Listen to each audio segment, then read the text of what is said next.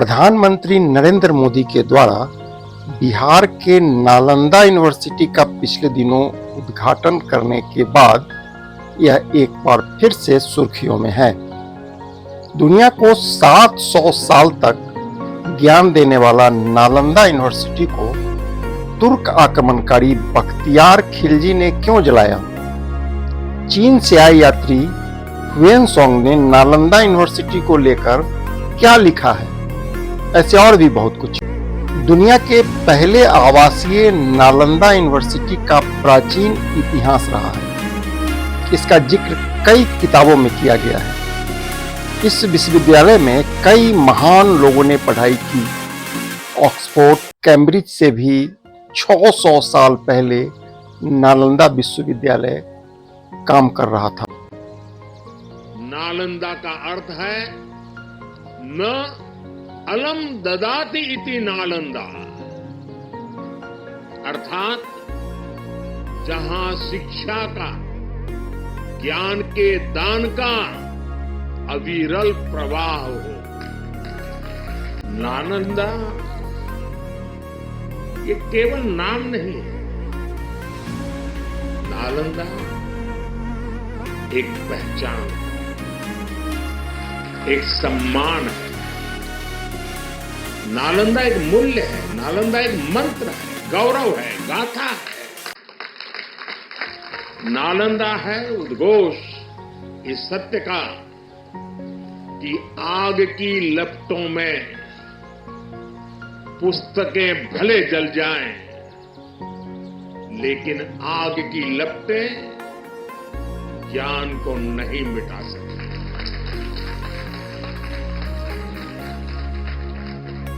नालंदा के ध्वंस ने भारत को अंधकार से भर दिया। अब इसकी पुनर्स्थापना भारत के स्वर्णिम युग की शुरुआत करने जा रहा है। साथियों, अपने प्राचीन अवशेषों के समीप नालंदा का नवजागरण,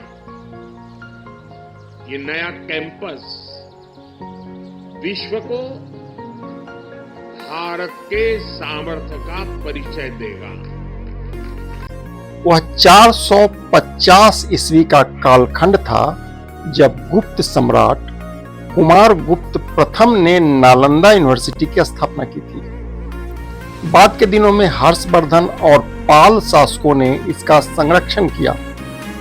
इस विश्वविद्यालय की भव्यता का अंदाजा इसी से लगाया जा सकता है कि इसमें 300 कमरे, 7 बड़े कक्ष और अध्ययन के लिए 9 मंजिला एक विशाल पुस्तकालय हुआ करता था। पुस्तकालय में करीब 90 लाख से अधिक किताबें थी, जिसको बख्तियार खिलजी ने जला दिया। कहते हैं कि आग इतना भयावह था कि यह करीब 3 महीने तक जलता रहा। नालंदा बताएगा, जो राष्ट्र मजबूत मानवीय मूल्यों पर खड़े होते हैं, वो राष्ट्र इतिहास को पुनर्जीवित करके बेहतर भविष्य की नींव रखना जानते हैं। और साथियों, नालंदा केवल भारत के ही अतीत का पुनर्जागरण नहीं है। इसमें विश्व के, एशिया के कितने ही देशों की विरासत जुड़ी हुई है।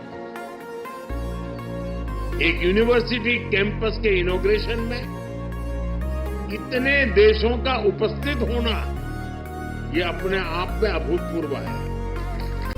बिहार अपने गौरव को वापस लाने के लिए जिस तरह विकास की राह पर आगे बढ़ रहा है, नालंदा का ये कैंपस उसी की एक प्रेरणा है। एक साथ 10,000 से अधिक छात्र यहाँ पढ़ते थे।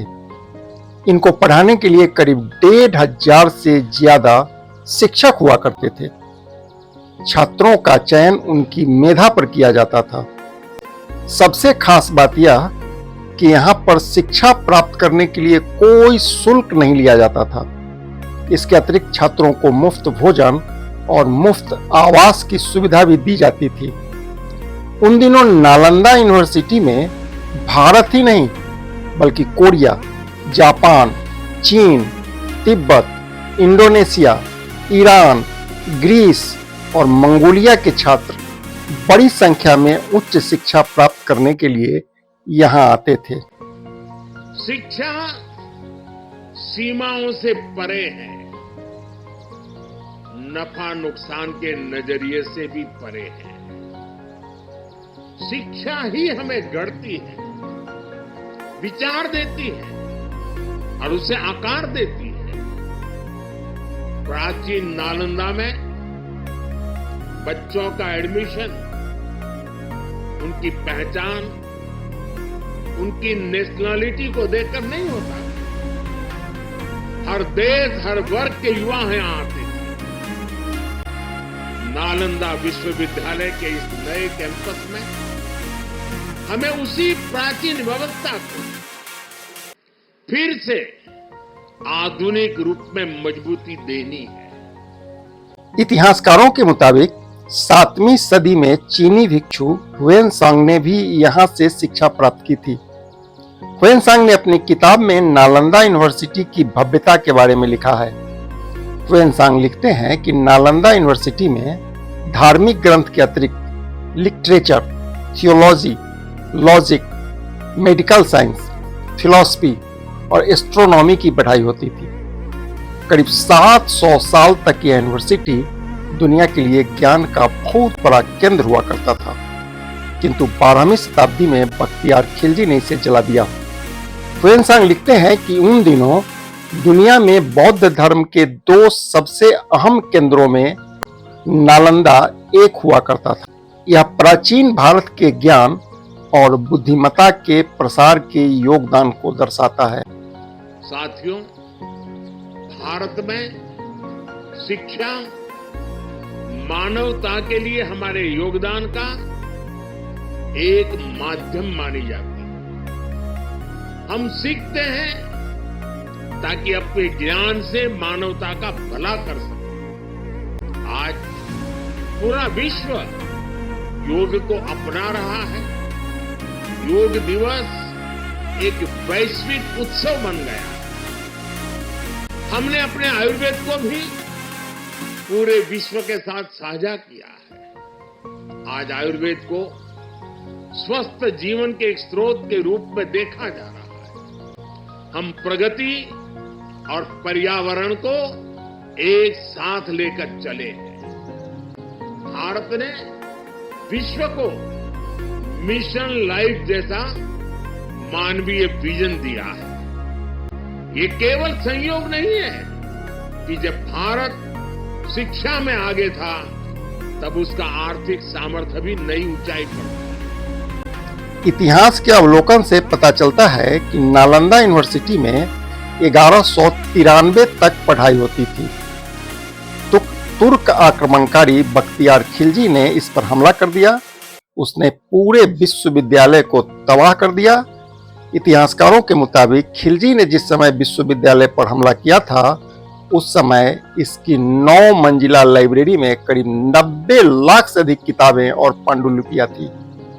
लाइब्रेरी में आग लगने के बाद यह करीब 3 महीने तक जलती रही। कुछ इतिहासकार बताते हैं कि खिलजी और उनके सैनिकों को लगता था कि यहाँ दी जाने वाली शिक्षाएं इस्लाम के लिए चुनौती उत्पन्न कर सकती है। हालांकि कुछ स्कॉलर इस मान्यता को खारिज करते हैं। यह भी कहा जाता है कि एक बार खिलजी बहुत अधिक बीमार हो गया था।